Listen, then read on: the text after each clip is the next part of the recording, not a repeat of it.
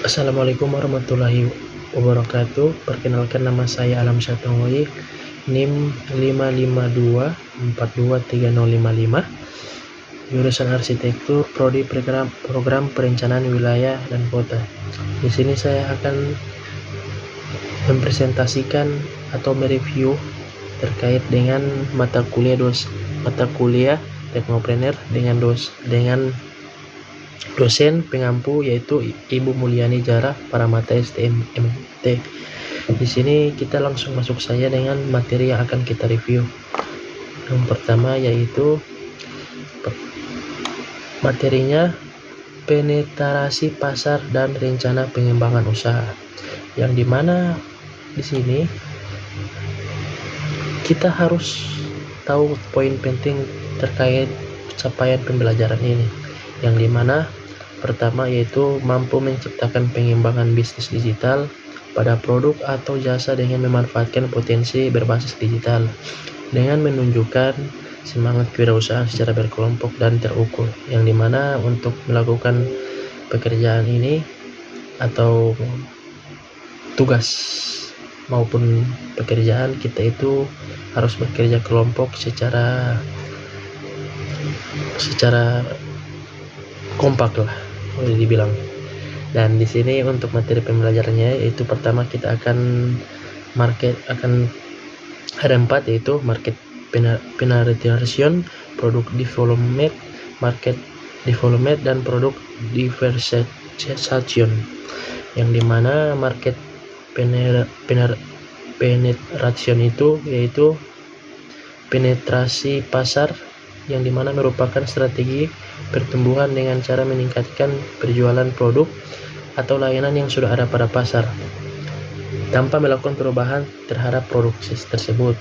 Tujuan ini yang dimana untuk meningkatkan mangsa pasar market share, mengoptimalkan penggunaan kapasitas produktif, memperkuat loyalitas pelanggan, dan menciptakan dominasi pasar melalui efisiensi dan promosi. Di sini kita harus, kalau bisa kita lihat di sini, kita harus melihat apa yang terjadi di lapangan sebelum kita menentukan pasar kita mau taruh di mana. Jadi sebelum itu kita harus kita harus melihat apa sih market yang sedang dicari di pasar itu. Dan strategi penetrasi itu ada marketingnya, yang dimana pertama yaitu promosi intensif, yang itu dimana meningkatkan marketing banding dan kampanye influence. Dan kedua itu harga kompetitif, yang dimana diskon potongan harga musiman sesuai dengan penyesuaian harga. Dan ketiga yaitu meningkatkan distribusi, yang dimana memperluas kanal di distribusi yang sudah ada, marketplace, reseller, toko dan digital. Dan keempat yaitu peningkatan layanan pelanggan, yang dimana memperbaiki pengalaman penggunaan, fast response after sales. Dan terakhir yang kelima yaitu optimasi digital marketing, SEO, SEM, iklan, media, dan sosial media. Dan berikutnya yaitu indikator keberhasilan, yaitu dimana pasar itu market share naik minimal 5-10%, customer retention rate meningkatkan. Dan ketiga itu kita harus melihat bagaimana untuk usaha ini ya.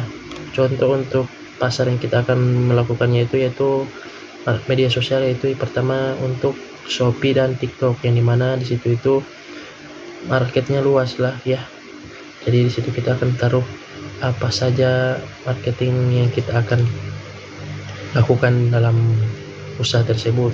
Mungkin dari TikTok kita akan melakukan video, terus kita balik lagi ke Shopee untuk menjual gitu. Jadi antara kombinasi antar video dan toko. Jadi sebelum kita melakukan penjualan, kita harus bikin video untuk marketing. Jadi setelah mereka tahu produk kita, jadi kita langsung taruh linknya untuk di aplikasi Shopee untuk tokonya. Dan untuk situ kita harus mengimbangkan dan bagaimana cara strategi untuk memperbaiki produk pasar yang sama. Jadi kadang barangkali kita sering lupa terkait dengan masalah yang sering terjadi, yaitu pertama marketing itu perlu sekali, karena sebuah usaha tidak akan berjalan sesuai dengan marketing yang baik. Jadi kita harus melakukan melakukan usaha itu harus marketing yang jelas dan terstruktur. Dan metode pengimbangan itu banyak sekali, yaitu kita harus butuh riset, analisis kebutuhan pelanggan yang seperti saya bilang tadi, dan kedua itu kita harus punya manajemen marketing, studi pesaing, kita harus ada kompetitor yang jelas untuk mencari value kita, perbandingan kita itu kita ada tahap di mana gitu.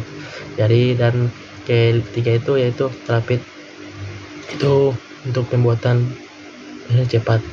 Dan indikator keberhasilan pengembangan produk ini yaitu untuk meningkatkan manajemen perusahaan, waktu respon terhadap pelanggan terhadap fitur positif, dan tingkat penggunaan aktif meningkat. Jadi kita bisa melihat hasil apa yang sedang kita jalankan. Tantangan kita itu yaitu kegagalan fitur yang tidak sesuai kebutuhan pasar seperti Shopee dan lain-lain itu kan, misalkan kebutuhan itu tidak sesuai, nantinya produk kita akan dijelek